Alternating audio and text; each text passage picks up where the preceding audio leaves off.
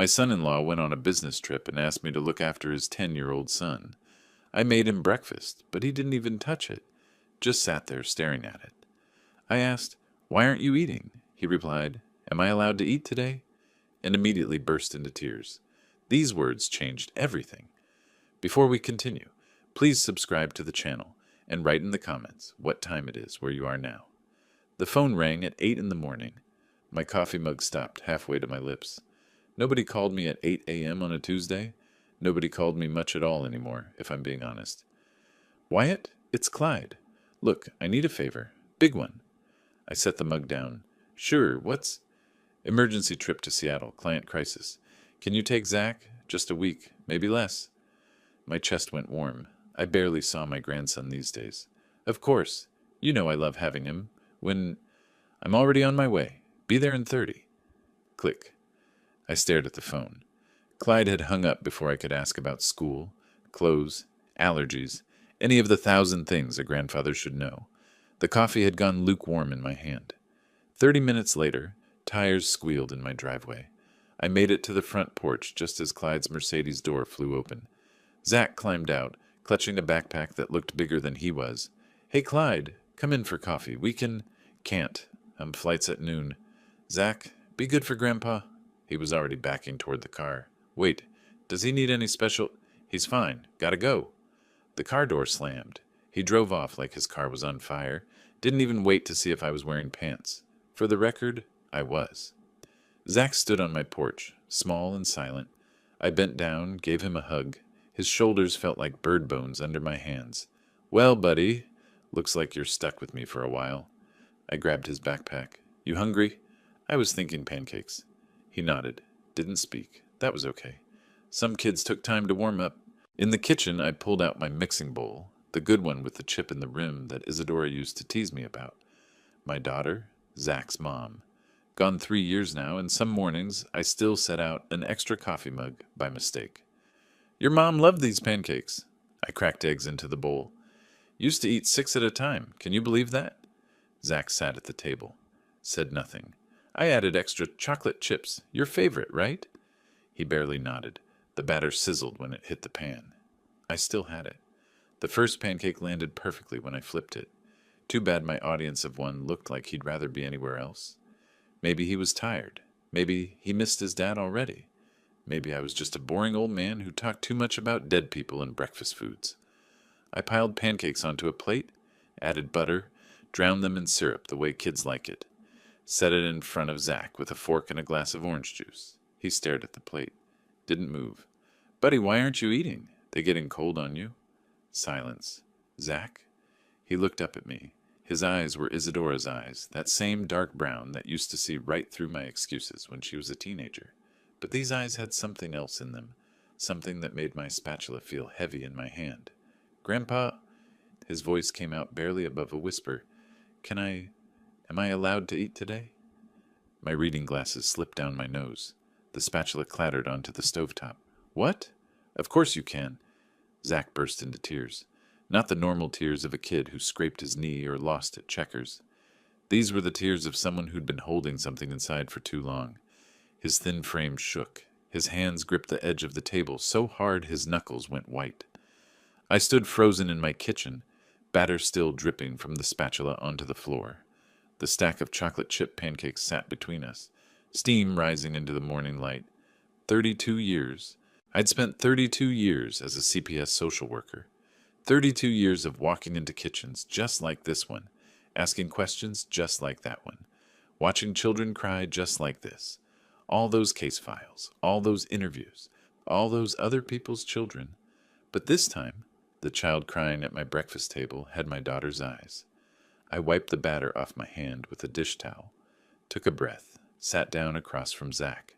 "Hey," I kept my voice soft. "Of course you can eat. You can eat anything you want here, okay?" He looked at the pancakes like they might disappear, like someone might snatch them away. "Go ahead, buddy. I made them for you." His hand trembled, reaching for the fork. Then he ate. Not the way a normal kid eats pancakes on a Tuesday morning. He devoured them. Syrup ran down his chin. He barely chewed. The kid demolished those pancakes like he was training for competitive eating. If this wasn't so horrible, I'd be impressed. I poured more juice. My hand shook slightly. I gripped the pitcher tighter. These are good, buddy. You want more? He nodded, mouth full, already reaching for another from the stack. When's the last time you had pancakes? Long time. I flipped another batch on the pan, kept my tone light. Yeah? What do you usually have for breakfast? A pause. Sometimes cereal. If what? Zach looked down at his plate. If I did my homework right, and my room's clean, and I didn't talk back. My knuckles went white on the spatula handle. And if those things aren't perfect? A whisper. Then I wait till lunch at school. I slid 3 more pancakes onto his plate, watched him attack them, started counting in my head. 6 pancakes. 7. When's the last time this kid ate a full meal? Does Dad check your homework every night? Every night. If I get something wrong, he says I didn't try hard enough. And then, no dinner, to teach me to focus better. I took a sip of coffee. It had gone ice cold. How often does that happen? Zach counted on his sticky fingers. Maybe 3 times a week? The mug nearly shattered in my grip. I set it down carefully. Professionally. The way I'd done 1,000 times before in 1,000 other kitchens. When Zach lifted his arm to wipe his mouth, his shirt sleeve rode up. Bruises. Finger-shaped. Someone had grabbed him hard enough to leave marks that had already faded to yellow-green. Old bruises. Plural. My jaw tightened. I kept my voice gentle. Why don't you go take a shower, buddy? Your backpack's by the door. Take your time. Use all the hot water you want. He nodded, sliding off the chair, paused at the doorway. Grandpa? Yeah? Thank you for the pancakes. Anytime, Zach. Anytime you want. I waited until I heard the bathroom door close. The shower started running. Then I moved. My camera collection lived on the shelf in the living room. Nikon F3s, a couple of Leicas, a Hasselblad that cost more than my first car. But I reached past all of them for the Polaroid Sun 600 from 1983. Still worked, unlike my knees. Back in the kitchen, I photographed everything. The backpack, barely unpacked. The empty plate with syrup smears. I pulled out my phone, opened notes, started typing with my thumbs like Isaac taught me. Tuesday, May 6th, 8:51 a.m. Subject is male, age 10, approximately 60 pounds. I paused, read that back. My grandson is 60 pounds.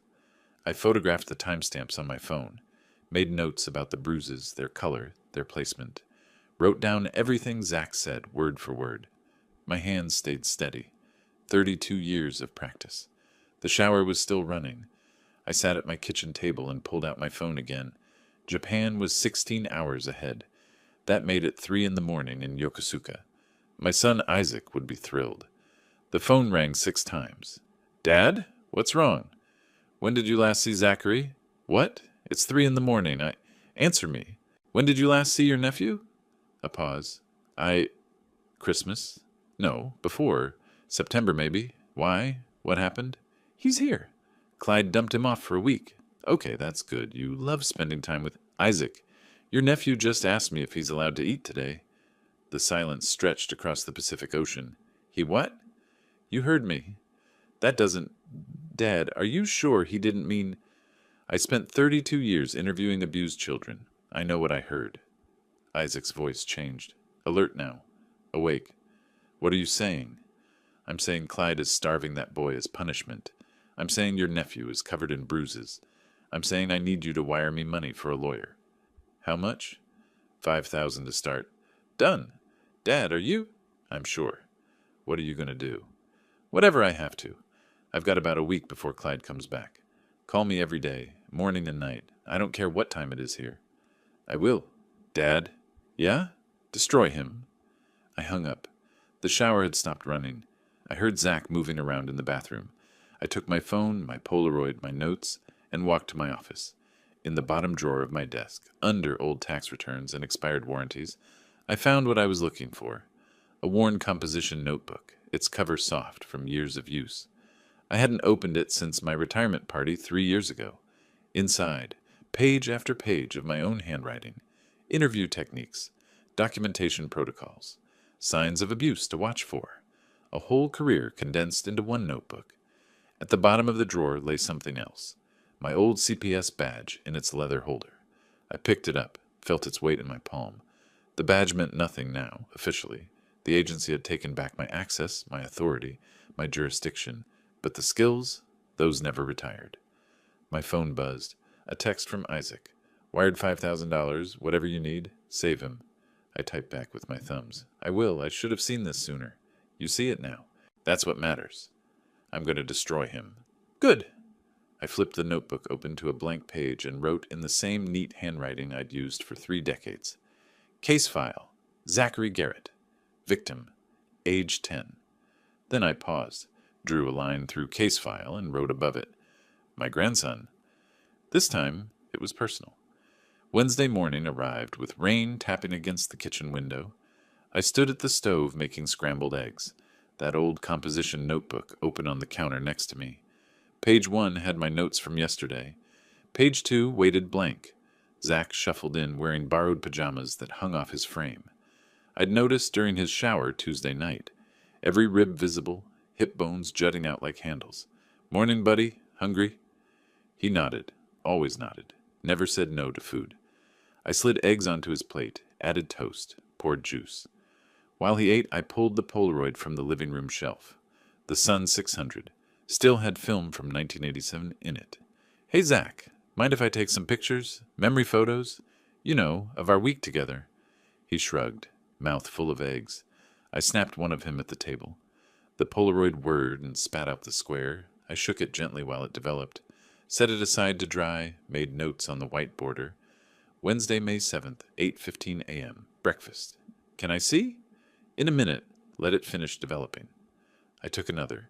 This time I caught the bruises on his upper arm when he reached for more toast. Lift your arm again, just like that.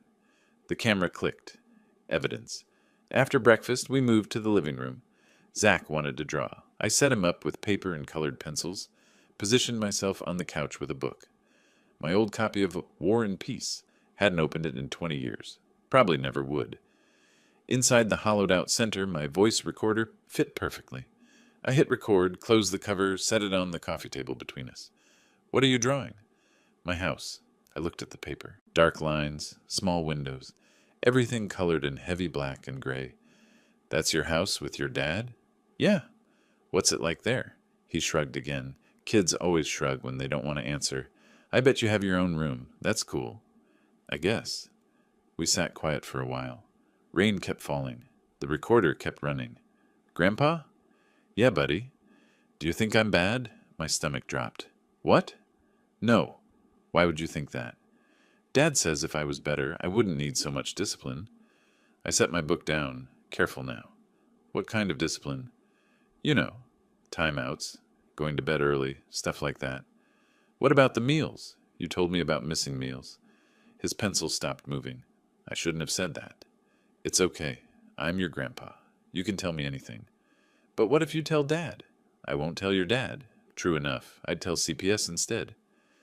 Wednesday afternoon, I made my mistake. We'd been at it for 3 hours. My back hurt from sitting. My patience had worn thin. The notebook was filled with careful observations, but I wanted more. Needed more. Specific details. Dates. Frequencies. Zach, can we talk about something? He looked up from his drawing. This one had more colors. Yellow sun in the corner. These bruises on your arms, how did you get them? His face changed, shut down like someone hit a switch. It's okay, you can tell me. I want to help. Silence. Does your dad grab you when he's angry? Does he? I don't want to talk about it. He stood up fast. Colored pencils rolled off the table. Zach, wait, I'm not. You're just like the school counselor, asking questions, making it worse. He ran to his temporary bedroom. The door slammed. I sat there staring at the closed door. Brilliant work, Coleman.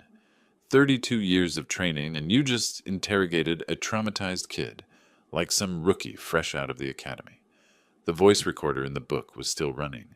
It had captured everything, including me screwing up. I spent Thursday rebuilding what I'd demolished. Made chocolate chip cookies at 11 p.m. Wednesday night. Didn't sleep much anyway. Burned the first batch because rage makes terrible baking company. The second batch came out perfect. Thursday morning, I slid the cookie dough bowl toward Zach at breakfast. Want to lick the spoon? He hesitated. Your mom used to steal the whole bowl. I'd turn around and she'd be eating raw dough with her hands. Small smile. Progress. Really? Really drove me crazy, but man, she loved cookies. I miss her. Me too, buddy. Every single day. We baked together. I didn't ask questions, just stood next to him while he dropped dough onto the baking sheet. Let him eat 3 cookies straight from the oven. Didn't mention bruises or meals or Clyde. Friday, I called Yolanda Pierce. She'd been my supervisor back when I still carried a badge. Yolanda, it's Wyatt Coleman. Wyatt, haven't heard from you since your retirement party. I need advice. Unofficial. Pause. How unofficial? The victim is my grandson. Oh no. Wyatt, I'm so sorry. Tell me. I explained everything. The pancakes, the question, the bruises, the documentation I'd been building. You're documenting everything? Like it's 1995 and I'm still carrying a badge. Good. But Wyatt, listen carefully. Family cases are different. The system bends over backwards to keep kids with blood relatives, even bad ones. I know. You'll need ironclad evidence, and even then, I have evidence. Enough to overcome the fact that you're the other parent's father-in-law? That you might be seen as biased? I didn't answer. That's what I thought. Be careful. And Wyatt, don't interrogate the boy. You know better. I do now. By Saturday, Zach had started talking again. We sat in the backyard while he drew. This picture had a dog in it. We didn't have a dog. Grandpa? Yeah? Dad says I'm too sensitive. That Mom made me weak. My jaw clenched. Voice stayed gentle. What do you think? I think I just miss having dinner. Tell me about that. He talked while drawing. If I cry, that's being weak. Weak means no dinner. If I leave my shoes in the wrong place, that's being sloppy. Sloppy means no breakfast. How often does that happen? A lot. He has rules for everything. Sunday evening, I spread everything across my desk. 14 Polaroids of bruises, arranged in chronological order. I'd also captured 3 perfect shots of my own thumb. Professional photographer, I was not. The voice recorder sat next to them, its tiny red light blinking. My food journal lay open to the last page. Day 5. Asked for 4th helping of dinner. Ate until he looked sick. Still scared there won't be more. The documentation stack was 3 inches thick. In the drawer, the CPS intake form waited, half filled out. Clyde would be back in 2 days. 48 hours to decide. File now or wait. My phone buzzed. Text from Isaac. Any update? I picked up a pen, pulled the intake form closer, and wrote Clyde's full name in the alleged perpetrator box. My hand didn't shake. Not anymore. Tuesday morning, Clyde's Mercedes pulled into my driveway at 9 sharp. I watched from the window, took a breath, opened the door. Morning, Clyde. Come on in. Can't. Running late. Zach, let's go. Zach appeared with his backpack, moving like someone walking to sentencing. I knelt down, pulled him into a hug. He clung to me for an extra moment. Hey, buddy. You take care, okay? He whispered into my shoulder. Can I come back soon? Any time. You know that. Zach, car, now. Clyde stood by the driver's door, keys already in hand. Clyde, wait a second. I wanted to mention... What? Zach seemed really thin this week. Maybe worth a doctor's visit. Just to... He's fine. He's built like Isadora was. Delicate. My hand gripped the doorframe. Isadora wasn't... We gotta go. Thanks for watching him. He turned toward the car. Clyde! He stopped. Didn't turn around. Take care of him. He's all we have left of her. I know what he is. The car disappeared down Hawthorne Boulevard. I stood on the porch for a full minute, not moving. Then I went inside and called Winnie. Winifred Sutherland had lived across the street for 40 years. She was 72, kept binoculars on her windowsill and missed nothing. Wyatt, this is a surprise. Come in, come in. Thanks, Winnie. Sorry to drop by unannounced. Don't be silly. I'll make tea. Or would you prefer something stronger? You look like you could use it. She served tea in china cups with roses on them. The cups were older than my car. I was terrified I'd break one, and somehow that felt worse than everything else happening.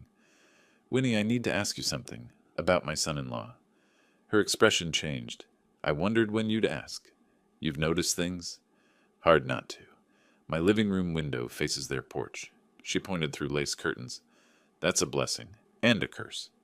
What have you seen? Well, that boy sits outside a lot. Alone. even when it's cold.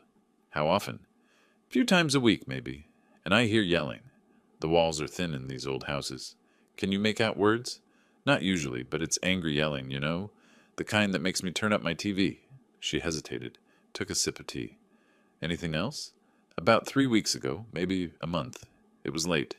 Maybe 10 at night. I was closing my curtains and I saw that little boy on the porch, just sitting there on the steps, in his pajamas, crying.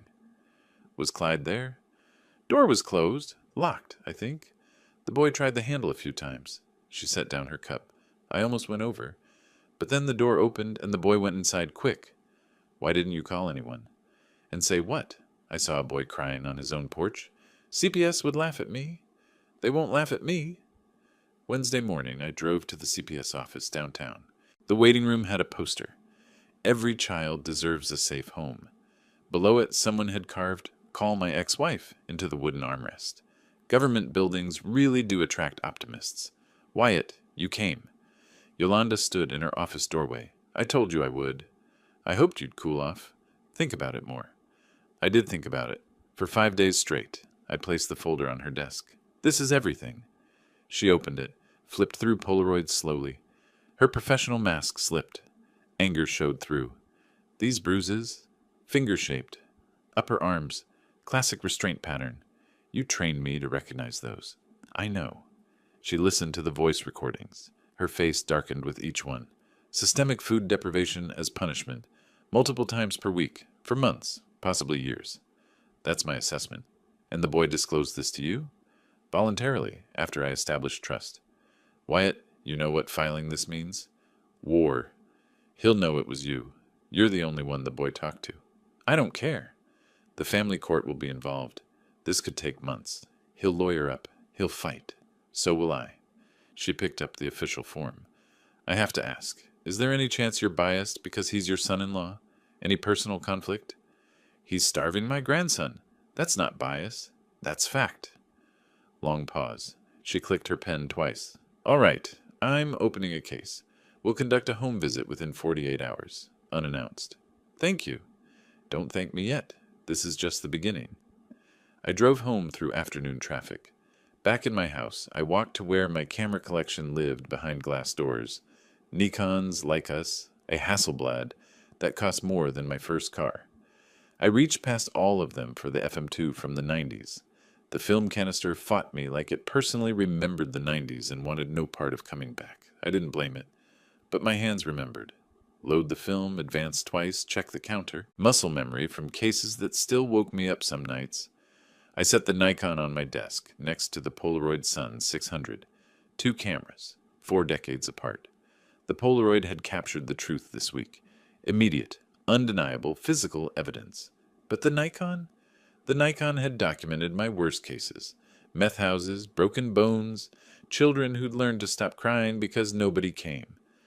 I clicked the shutter button. The mechanical snap echoed in the quiet room. Sharp, final, unforgiving. Through the viewfinder, I could see my reflection in the dark window glass. An old man with reading glasses on a chain and white hair that needed cutting. But my hands? My hands remembered every button, every setting, every angle that made judges stop and listen. Old friend, I said to the camera, my voice steady in the empty room. One more round. Thursday morning, I made coffee and waited. My phone sat on the kitchen table. The Nikon FM2 sat next to it, both loaded and ready. Yolanda had said they'd move within 48 hours. It had been 36. The call came at 11:30. Clyde's name lit up the screen. I took a sip of coffee, let it ring 3 times, answered, "Hello, Clyde." "You son of a—" The scream came through so loud I pulled the phone away from my ear. "This was you. You called CPS on me." I set the phone on speaker, kept my voice level. I expressed concern about my grandson's welfare. That's what grandfathers do. You had no right. He's my son. And he's my grandson, my dead daughter's son. You have no idea what it's like raising a kid alone. You have no idea what I have eyes. I have documentation. I have medical evidence. Silence. I could hear him breathing hard on the other end. You're never seeing him again. You hear me? Never. Try it. See how that plays in family court when the judge asks why you're preventing supervised visits. Supervised? What are you? You'll be hearing from CPS about the investigation timeline. And Clyde? What? Get a lawyer. You're going to need one. I hung up, took another sip of coffee. My hand didn't shake. Not anymore. He threatened to keep me from seeing Zach. Like I hadn't spent 3 decades navigating family court systems. That was adorable. My phone buzzed. Text from Yolanda. Visit complete. Medical exam scheduled for 2 p.m. He knows it was you. I typed back. Good. 2 hours earlier, Yolanda had knocked on Clyde's door with Officer Martinez standing behind her. I wasn't there, but she called me after to fill in the details. Clyde had been holding car keys, about to take Zach to school. His face went from confusion to understanding to rage in about 10 seconds. He'd tried to close the door. Martinez's boots stopped it. They'd conducted the home inspection while Clyde protested. Found Zach's room. Sparse, cold, more like a cell than a bedroom. Kitchen cabinets locked with actual padlocks. Freezer had a combination lock on it. Yolanda had photographed everything. They'd interviewed Zach separately. The boy had answered every question in a whisper, looking at the floor. When asked when he'd last eaten breakfast, he'd said, "This morning," but couldn't meet anyone's eyes. When asked if he always got breakfast, he'd paused for a long time. Then, "If I deserve it." The medical exam came back that afternoon. 60 pounds at age 10. Multiple bruises in various stages of healing. Signs of chronic malnutrition, stunted growth, vitamin deficiencies, thinning hair. The doctor's report used words like systematic and long-term, and concerning indicators. At 2 o'clock, I drove downtown to meet Yvonne Palmer. Her office occupied the 14th floor of a glass building that reflected the Willamette River. She spread my documentation across the conference table, made a low whistle. "Mr. Coleman, this is remarkably thorough." I wanted to be prepared. Prepared? Most clients bring me a napkin with bullet points. You brought me a prosecutable case. Is it enough? Enough? She tapped the Polaroids. The photographs alone show clear signs of physical restraint abuse. The voice recordings establish pattern of behavior. The food diary proves systematic neglect. So you'll take the case. I'll take it. But I have to ask. Former social worker? I almost smiled. Former is a strong word. The badge retired. I didn't. She said her retainer was $3,000. I'd already wired $5 to Isaac's account last week. Turns out revenge is cheaper than I thought. Who knew? Good. Because Clyde Garrett is going to fight dirty. They always do when they're losing. I spent 32 years watching people fight dirty. He's not special. By 6 o'clock, Clyde had called 4 lawyers. I knew because Winnie knew. She'd heard through Betty, who'd heard through someone at the courthouse. The quotes ranged from $5,000 to $10,000 for retainers. Family law wasn't cheap. He'd settled on Thomas Brennan. Expensive, aggressive, known for defending difficult cases. That evening, I stopped by Winnie's house with a bottle of wine. She answered, wearing a floral apron, flour on her hands. "Wyatt, come in. I'm making bread." We sat at her kitchen table while dough rose in a bowl nearby. Through her living room window, I could see straight across to Clyde's house. Perfect vantage point. "Winnie, I need to ask a favor." "Anything, dear." "I need you to accidentally mention the CPS visit. To people. At the coffee shop." She leaned back, eyes bright. "Accidentally?" "Very accidentally." "Well," she brushed flour off her hands, "I do tend to talk when I'm worried, and I'm so worried about that poor boy across the street. Simply have to discuss it with everyone who'll listen."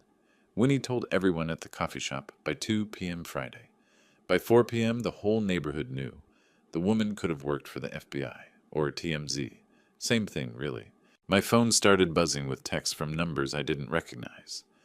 "Mr. Coleman, this is Diane Chen from 2 streets over. Winnie gave me your number, if you need anything." "Wyatt, it's Marcus from the hardware store. Heard about your grandson. Here if you need help." "Mr. Coleman, this is Sarah Bennett. I teach at Zach's school. We've been concerned, too." The community was circling wagons, just not around Clyde. Thursday night, I sat in my dark living room, phone glowing on the coffee table. The text from Yolanda arrived at 9:47 p.m. "Case opened. Investigation active. Medical exam confirms malnutrition. Bruising consistent with restraint. Mandatory follow-up scheduled. He hired Thomas Brennan. Expensive and aggressive. Brace yourself." I picked up my phone, scrolled to the photo album titled simply Evidence. 43 photographs, 7 audio recordings, 12 pages of detailed notes, 3 decades of experience. I typed back, "Let him come."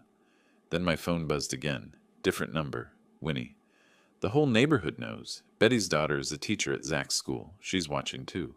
I smiled in the darkness. I'd worked 300 cases in my career. I'd learned one thing. It wasn't the courts that destroyed abusers first. It was their neighbors. Saturday morning, Diane Chen texted me a photo. Clyde and Zach at Laurelhurst Park. Ice cream cones. Swings. The whole performance. "Thought you should see this. He's trying to look good." I zoomed in on Zach's face. The boy was eating chocolate chip ice cream, his supposed favorite, like someone had a gun to his back. Mechanical. No joy. Clyde crouched next to him, forcing a smile that didn't reach his eyes, speaking too loud, too cheerful, playing to an invisible audience. "Having fun, buddy?" I texted Diane back. "Thank you for watching out." "We're all watching now." CPS scheduled unannounced home visits twice weekly. Clyde's house would be under constant scrutiny. Every locked cabinet, every empty refrigerator, every time Zach flinched. Tuesday afternoon, I got the call I'd been waiting for. Supervised visitation approved. First visit that day at 3. The CPS office had a small playroom for supervised visits. Beige walls, donated toys, table with coloring books. Linda Chen would supervise, professional, thorough, took notes on everything. She briefed me in the hallway before we entered. "Mr. Coleman, you'll have 1 hour. I'll be present the entire time. Please keep interactions appropriate." I understand. The child may be reserved at first. That's normal in these situations. I've supervised a few of these myself. Former CPS. She looked up from her clipboard. "You worked for the agency?" 32 years. Then you know the rules better than I do. Linda, the CPS worker, made notes on her clipboard for the full hour. Either she was documenting thoroughly or writing the novel. Based on her expression, probably both. She opened the door to the playroom. Zach sat at a table with Clyde, coloring mechanically. The picture was all dark colors, heavy lines. "Zach, your grandfather is here for visitation." His head snapped up. The pencil dropped. "Grandpa!" He ran across the room, crashed into me, locked his arms around my waist, his face buried in my shirt, shoulders shaking. "Hey, buddy, I missed you too." From the corner, Clyde's voice came out tight. "Zach, don't be dramatic." Linda made a note on her clipboard. Zach wouldn't let go. I knelt down, looked at his face. He'd lost more weight. His eyes had circles under them. "You okay?" He nodded, didn't speak, but his grip on my arm stayed tight. We spent the hour playing with blocks, drawing pictures, talking about nothing important. Zach stayed glued to my side. Every few minutes he'd glance at Clyde in the corner, then back to me. "Grandpa, when can I come stay with you again?" "Soon, buddy. We're working on it. Can I stay forever?" My throat tightened. "Would you like that?" He nodded so hard his whole body moved. Clyde stood up fast. His chair scraped the floor. "That's enough. He's confusing the boy." Linda didn't look up from her notes. "Mr. Garrett, please sit down. You're not permitted to interrupt visitation." Clyde sat. His jaw worked like he was chewing glass, knuckles white on the chair arms, maintaining neutral expression for Linda, but his eyes were cold fury. The contrast was visible to everyone in that room. Zach laughing with me, then going stiff and silent when Clyde spoke. A child comfortable with his grandfather, terrified of his father. Linda saw it. She wrote it all down. After the visit, I sat in my car in the parking lot. Hands on the steering wheel. Engine off. Didn't move for 5 minutes. Triumph felt heavier than I'd expected. That evening, Isaac called from Japan. "Dad, how'd it go?" He ran to me. Wouldn't let go. "That's good, right? Shows the courts." "Isaac, I saw pictures today. Old ones. Clyde with baby Zach." Pause. "And?" "He was a good father once, before Isadora died." "Dad, don't do this." "Do what?" "Feel sorry for him. He starved your grandson." "I know. You taught me something when I was a kid. Remember? Good intentions don't erase bad actions." Long silence. Rain started tapping against my window. "You're right. I know I'm right. Finish this." Wednesday morning, I pulled old photo albums from the hall closet. Dust fell from the covers when I opened them. There it was. Zach's first birthday. Clyde holding him, both laughing. Isadora in the background, glowing. One hand on her pregnant belly with their second child. The child who never made it past 20 weeks. I traced the photo with my finger. Clyde looked so young, so happy, so different from the hollow man at that park with ice cream. You were happy once. Both of you were. I turned the page. More photos. Clyde teaching baby Zach to walk. Family Christmas. Beach vacation. What happened to you? What broke? I knew what broke. Isadora's car accident. The sudden funeral. Single father with a traumatized 5-year-old. Grief that turned inward, turned bitter, turned controlling. Doesn't matter, doesn't excuse it. I closed the album, shoved it back on the shelf, walked to my laptop instead, clicked on the video file from that first Tuesday morning. Zach's voice, small and scared. Can I eat today? That's what matters. Wednesday afternoon, the envelope arrived via certified mail. I signed for it, recognizing the return address, Multnomah County Family Court. Inside, the hearing notice. In the matter of Zachary M. Garrett, minor child, custody hearing, August 18th, 2025. Honorary Judge Iris Caldwell presiding. 2 months away. I photographed it, texted Isaac. It's official. August 18th. His response came in seconds.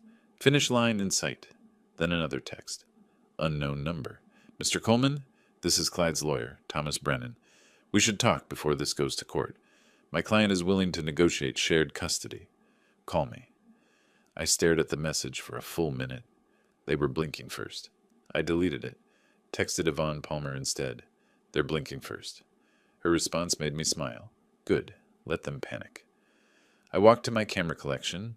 The Nikon FM2 sat ready. Film loaded. August was 2 months away. I wasn't done documenting. 3 weeks passed. The case built itself piece by piece. More supervised visits. More CPS reports. More neighbors whispering. I felt victory coming. Could taste it. Friday evening, late June, I sat at my dining table reviewing documentation. Yellow highlighter in hand, marking key passages. My coffee had gone cold an hour ago. The doorbell rang at 7:30. I wasn't expecting anyone. Peered through the window before opening. A woman stood on my porch. Business suit, tailored and expensive. Briefcase in hand. Dark hair pulled back. She looked like she'd stepped out of a courtroom. I opened the door. Yes? Wyatt Coleman? I'm Cecilia Garrett, Clyde's sister. My hand tightened on the doorframe. I have nothing to say to you. That's unfortunate, because I have quite a bit to say to you. She stepped inside before I could respond, brushed past me like I'd invited her in. Excuse me, you can't just... I'm a family law attorney, Mr. Coleman. I know exactly what I can and can't do. Sit down. She walked into my house like she owned it. Lawyers, they can't help themselves. It's like a disease where doorbell etiquette dies first. She set her briefcase on the coffee table with a decisive click, opened it, slid a folder across to me. Recognize this? I opened it. The air left my lungs. Case number 2222 FA 8847. My old disciplinary file. The complaint that almost ended my career 3 years ago. Where did you get public records? 3 years ago. Disciplinary complaint filed against you while you were still with CPS. My hands started trembling. Set the folder down carefully. That was dismissed. I was cleared. Dismissed isn't the same as innocent, is it? She remained standing, looking down at me. Power move. The complaint alleged you exceeded your authority, manipulated evidence, pursued a case beyond the agency's recommendation. I was protecting a child. Or were you pursuing a personal vendetta? The family alleged bias. Sound familiar? I stood up fast. My chair scraped the floor. Get out of my house. I'm not finished. Sit down. I didn't sit. My coffee mug sat on the table, forgotten and cold. My brother is many things, Mr. Coleman, but he's still Zachary's father. And you? You're a grandfather with an axe to grind and a history of questionable judgment. I have documentation, medical evidence, witness testimony. And I have this. She tapped the folder. I have proof that you manipulate systems, that you can't separate personal feelings from professional objectivity. What are you saying? I'm saying I'm filing for custody myself, as a neutral third party. My breath caught. The room tilted slightly. You can't. I can. and I will prove that neither you nor my brother are fit guardians. Clyde is abusive. You are vengeful. Zachary deserves better than both of you. He doesn't even know you. Better a stranger who wants to help than a grandfather using him as a weapon. The words hit like a physical blow. I sat down hard. The court date is August 18th. I'll see you there. But Mr. Coleman, she closed her briefcase, by the time I'm done, you'll wish you'd left well enough alone. She walked to the door, paused with her hand on the knob. One more thing, your daughter, Isadora. She wouldn't want this. My hand gripped the back of the chair. Knuckles white. Don't you dare. She loved my brother once. They built a family, and you're tearing apart what's left of it. He's starving her son, and you're using her son as ammunition. Which one of you is worse? She left. The door clicked shut. I stood motionless for 10 minutes. Papers scattered across the table. One hand over my mouth, finally moved to pour whiskey. The glass shook, spilled on the counter. Seeing my own file was surreal, like reading your obituary while you're still alive. Except this one might actually kill me. I paced for an hour before calling Isaac. Japan was 16 hours ahead. 3:30 in the afternoon there. Phone rang 6 times. Dad? It's 3 in the morning here. What? She's going to take him. Isaac, she's going to take him. What? Who? Slow down. Clyde's sister. She's a lawyer. She knows about the old complaint. She's filing for custody herself. Isaac suddenly sounded alert. Wait. What complaint? 3 years ago. A case went bad. The family filed a complaint. It was dismissed, but it's on record. She's going to argue I'm biased, that I'm using Zach to get revenge on Clyde. Are you? Silence, long and heavy. Dad, are you using him to get revenge? I'm protecting him. That's not what I asked. My voice broke. I don't know anymore. At 2:47 a.m., I sat in what used to be Isadora's bedroom. Beige walls now. Generic guest room. I held her high school graduation photo. Cap askew. Huge smile. Baby girl, I don't know what you'd want me to do. My phone buzzed. Isaac. Flight booked. Land PDX 8 p.m. Saturday. Dad, we need to talk about this. Another buzz. Yvonne. Researching Cecilia Garrett. She's won 14 custody cases in 5 years. Never lost one. Through the window, I could see Clyde's dark house across the street. Somewhere in there, Zach was sleeping. The disciplinary file sat on the dining table. Red dismissed stamp, visible even from here. Dismissed wasn't innocent. She was right about that. My phone lit up one more time. Unknown number. Think carefully, Mr. Coleman. You're playing with a child's life. CG. I stared at it until the screen went dark. Saturday morning, 9 o'clock sharp, I sat in Yvonne's conference room. Isaac had flown in overnight, looked exhausted but alert. Coffee in hand, taking notes. Yvonne spread documents across the table like battle plans. All right, let's be clear about what we're facing. Cecilia Garrett is going to argue that both of you are unfit. We need to prove you're not just better than Clyde. We need to prove you're the only good option. How do we do that? Isaac asked. We disqualify her preemptively. She lives in Seattle. She's single, no children. She's met Zachary maybe 3 times in his life. Is that enough? I asked. No. We also need to bury Clyde so deep he can't recover. More evidence, witnesses, financial records, everything. I thought we had enough. We did, until a third party entered. Now we need overwhelming proof. I spent Monday making phone calls, old CPS contacts, favors owed, 32 years of connections, all activated at once. Martin Thompson worked in records. We'd shared an office for 15 years. Martin, it's Wyatt Coleman. Wyatt, haven't heard from you since you retired. What's going on? I need a favor. Unofficial. Sigh. Those are always the best kind. What do you need? Financial records. My son-in-law. He's in a custody battle, and I need to know if there's financial stress that could explain. Wyatt, I can't just pull someone's financial records. You know a guy who can. Pause. This is about your grandson? The CPS case Yolanda mentioned? Yeah. Give me 48 hours. Wednesday morning, my phone buzzed. Text from Yolanda. Got Clyde's financial records. Holy hell. I called her immediately. That bad? $50,000 in medical debt. Collections. Behind on mortgage. His credit is destroyed. My stomach dropped. From Isadora's death? Every cent. Hospital bills. Ambulance. They tried to save her for 6 hours. It all added up. I sat down hard. He's been drowning. Doesn't excuse abuse, but explains the stress. Tuesday afternoon, I'd visited Dr. Marcus Webb, Clyde's therapist from 3 years ago. Small office in northeast Portland. Comfortable chairs. Box of tissues on every surface. Dr. Webb, I'm Wyatt Coleman. Thank you for seeing me. Mr. Coleman, I should say up front, I cannot discuss my former patients. I understand, but Clyde Garrett was your patient 3 years ago after my daughter died. His expression confirmed it without words. I'm not asking you to violate ethics. I'm asking, was there anything in his background that might explain why he'd abuse his son?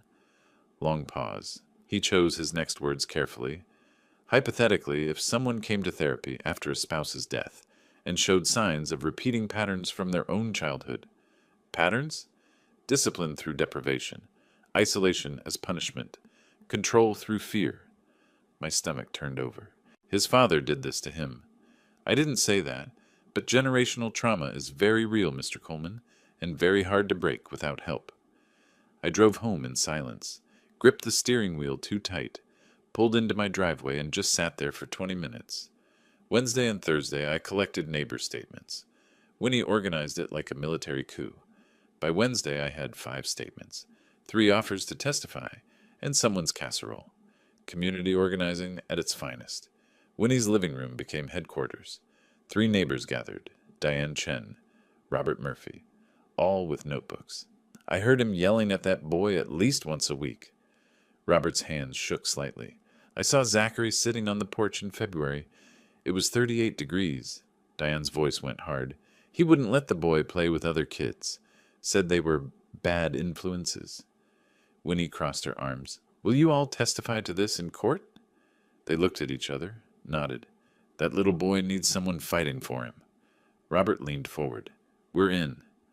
Friday I met with Zach's teacher. Mrs. Brennan pulled his file across her desk. Attendance notes, behavior reports. He's lost weight since September, noticeably. He hoards snacks from lunch. Won't throw anything away. Did you report it? I mentioned it to the counselor. But his father said Zachary was just a picky eater. Her jaw tightened. I should have pushed harder. What else have you noticed? He flinches. If I move suddenly to hand back a paper, he jerks away, like he's expecting to be hit. Will you testify to that? She nodded firmly. Absolutely. Friday evening, Isaac and I laid everything out on my dining table. The 3-inch stack had grown to 5 inches. Financial records showing $50,000 in debt. Therapy records hinting at childhood trauma. 12 neighbor statements. School documentation. CPS reports. Dad, look at this pile. We have everything. Financial pressure. Childhood trauma background. A dozen witnesses. Medical records. Her case doesn't stand a chance. Maybe. Maybe? Dad, we have him. I stared at the therapist's business card, turned it over in my fingers. Isaac, did you hear what the therapist said? Clyde's father did this to him. So? So he's not just a monster. He's a victim, too. Dad, I spent 32 years breaking these cycles, and now I'm using one victim's trauma to take away his son. He abused Zach. Because he was abused. Don't you see? I'm not solving anything. I'm just continuing it. Isaac slammed his hand on the table. Coffee cups rattled. No, you're stopping it. With Zach. That's how it ends. I looked at him. My son. 34 years old. Steady. Right. You're right. I know I'm right. Finish this. My phone buzzed. Text from Cecilia. I've retained a child psychologist, Dr. Shannon Aldridge. She'll evaluate Zachary and recommend the best placement. See you in court, Mr. Coleman. Smart. Dangerous. I forwarded it to Yvonne, who responded immediately. We need our own expert. I'll find someone tomorrow. Then another text. Unknown number. Mr. Coleman, this is Clyde. Please, can we talk? Just you and me. No lawyers. I need to explain. My thumb hovered over delete. Every instinct screamed, don't engage. Don't give him a chance to manipulate. Don't deviate from the plan. But something else whispered too. Maybe the man who'd accumulated $50,000 in debt trying to save my daughter needed help, not just punishment. I looked at Isaac's closed bedroom door, looked at the evidence, looked at Clyde's text. Typed, Tuesday, 2 p.m., Laurelhurst Park. You come alone. Hit send before I could change my mind. Texted Yvonne, I'm meeting with Clyde Tuesday. Don't ask me not to. Her response, bring your phone. Record everything. I set the phone down, stared at the 5 inches of evidence. Proof of abuse, proof of trauma, proof of a man destroyed by grief and debt, repeating patterns he couldn't escape. Outside my window, Clyde's house sat dark, except for one upstairs light. Somewhere in there, Zach was still awake. August 18th arrived, Monday morning, 9 o'clock sharp. Multnomah County Family Court. Courthouse security made me take off my belt. I'm 68 and walk with reading glasses on a chain. Exactly the kind of dangerous criminal they're trained to stop. Judge Iris Caldwell's courtroom smelled like old wood and stale coffee. Wyatt sat next to Yvonne at the petitioner's table, Isaac behind him. Across the aisle, Clyde with Cecilia. I adjusted my tie 3 times before the judge entered. This is a custody hearing regarding the minor child, Zachary Michael Garrett. Judge Caldwell settled her reading glasses. Mr. Coleman seeks custody. Mr. Garrett is the biological father. Ms. Garrett has filed as third party. We'll address all motions today. Let's proceed. Cecilia stood first, spread documents with theatrical precision. Your Honor, Wyatt Coleman presents himself as a concerned grandfather, but evidence shows something different, a man with a history of overstepping boundaries. She presented my disciplinary file like it was a smoking gun. 3 years ago, Mr. Coleman was accused of abuse of power. The complaint alleged he exceeded authority, pursued cases beyond recommendations, acted on personal bias. The same pattern is visible here. He weaponized CPS procedures to destroy his son-in-law, using his grandson as ammunition. Cecilia presented her case like she was prosecuting the Zodiac killer. Lots of dramatic pauses, pointing at evidence. I half expected a PowerPoint with ominous music. Yvonne stood when her turn came. Calm. Precise.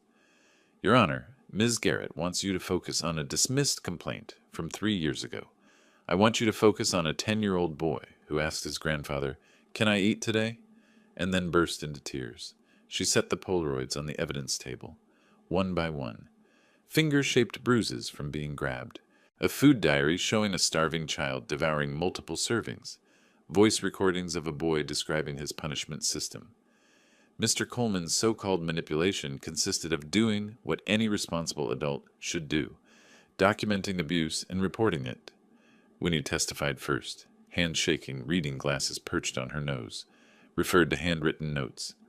I saw that little boy sitting outside alone many times. In February, it was 38 degrees. Once, late at night, he was crying on the porch, trying the door handle. It was locked. What time was this? Around 10 p.m. He was in his pajamas. What did you do? I almost went over, but then the door opened and he went inside fast, like he was scared. Her voice broke. I should have called someone. I'll regret that for the rest of my life. Mrs. Brennan, Zach's teacher, came next. Professional, disturbed, significant weight loss since September. He hoards food from lunch, sneaks crackers into his pockets, won't throw away apple cores. Anything else? He flinches when I move suddenly. If I reach to hand him a paper, he jerks back. That's not normal behavior. Yolanda testified about the CPS investigation, medical records, home inspection, locked cabinets, the freezer with a combination lock. Then came Zach's testimony. Closed session, just the child psychologist, both lawyers and audio piped out to us. I closed my eyes, jaw clenched. Zachary, can you tell me about dinner at your house? Sometimes I get dinner. Sometimes? Not every night? Only if I didn't mess up that day. What counts as messing up? Homework wrong? Room not clean enough? Talking back? Crying? What happens if you mess up? No dinner. Sometimes no breakfast either. How often? Long pause. Maybe 3 or 4 times a week. Are you scared of your father? Whispered. Yes. My hand gripped the armrest, knuckles white. Then Clyde took the stand. His hands trembled holding the water glass. Yvonne cross-examined. Mr. Garrett, you admit you withheld meals from your son? It was discipline, structure. Kids need discipline. They also need food. He ate. He just had to earn it. Earn basic nutrition. My father raised me the same way. I turned out fine. Did you? You're in family court losing custody because you systematically starved your son. Clyde's face crumbled. That's not... Your father abused you with food deprivation, didn't he? He was teaching me discipline. And you're repeating the same abuse on Zachary? Clyde broke, voice rising, cracking. I swore I'd never be like him. I swore I'd be different. I loved my son. I was trying to make him strong. By starving him? He covered his face with both hands, shoulders heaving. I became him. I became my father. I didn't mean to. I didn't mean to. Judge Caldwell called recess. Outside the courtroom, I sat on a bench. Couldn't stand. Isaac supported my arm. Dad, you okay? I couldn't speak, just shook my head. We did it. You heard him break? The judge saw everything. Isaac, I just listened to my grandson describe being starved. I watched a man destroyed. I don't feel victorious. You feel human. That's different than wrong. Judge Caldwell announced she'd deliberate for 1 week. Walking out, I saw Clyde on the courthouse steps, head in hands, alone. Even Cecilia had walked past him without stopping. I walked past too. Didn't look back. That night, my landline rang. 8 times. 10. Finally, I picked up. Hello? Breathing on the other end. Then, Mr. Coleman? It's Clyde. I should have hung up. I'm not supposed to call. But I need you to know something. When Isadora died, something broke in me, and I took it out on the only person I had left. Long pause. I heard every word in court, every witness, and you were right. About all of it. I was killing him. My hand tightened on the phone. I'm not asking for forgiveness. I just needed you to know I'm not going to fight the ruling. Whatever Judge Caldwell decides, I deserve it. Zach deserves better. Clyde, take care of him, please. Take care of my son the way I couldn't. Click. Isaac came back with Thai food. Who called? I looked at my trembling hands. Wrong number. Because some conversations, even between enemies, stayed private. Monday, August 25th. Judge Caldwell's chambers. Both parties present. I've reviewed all evidence and testimony. This is clear systematic abuse and neglect. She didn't soften her words. Zachary showed malnutrition, lived in fear, was subjected to food deprivation as punishment. Mr. Garrett, your own trauma doesn't excuse inflicting the same on your child. I'm terminating your parental rights. Clyde's head dropped. He didn't fight. Mr. Coleman, I'm granting you full legal custody. My hands gripped the chair arms, relief and terror in equal measure. However, Mr. Garrett, if you complete 6 months of therapy, I'll consider supervised visitation. Not custody. Visitation. Ms. Garrett, your motion is denied. Insufficient relationship with the child. Cecilia's briefcase snapped shut. She walked out without looking at anyone. You did it, Dad, Isaac said outside. Yeah. I loosened my tie, sat on a bench. Couldn't speak for 5 minutes. You don't sound happy. I am. I'm just tired. It's over now. Isaac, it's not over. It's just starting. I'm 68, raising a traumatized 10-year-old. Zach moved in that weekend. 3 boxes of belongings. 3. A 10-year-old's entire life fit in my trunk with room for groceries. First night, screaming woke me at 2 a.m. I rushed into his room. Zach, buddy, it's okay. You're safe. I'm sorry. I didn't mean to. Please don't. Shh. You're at Grandpa's house. You live here now. He slowly realized where he was. Grandpa? I'm here. You're safe. He clung to me, crying. The nightmares came 3-4 times a week. Some nights I just slept on the floor in his room. My back complained every morning. Ibuprofen became breakfast. I discovered food hidden in his closet a week later. Granola bars, crackers, apple cores wrapped in napkins. My pension was $100 a month. Covered 2 people if those people ate ramen, and never turned on the heat. Good thing it was September in Portland. Only rained 6 days that week. Isaac sent money from Japan. His military contract kept him there until next spring. I did this alone. Mid-September, Yvonne called. Clyde's completed 6 weeks of therapy. He's requesting a supervised visit. I sat down. What does Zach think? He's scared, but he asked if his dad was okay. Long pause. 1 hour, park. I stay the entire time.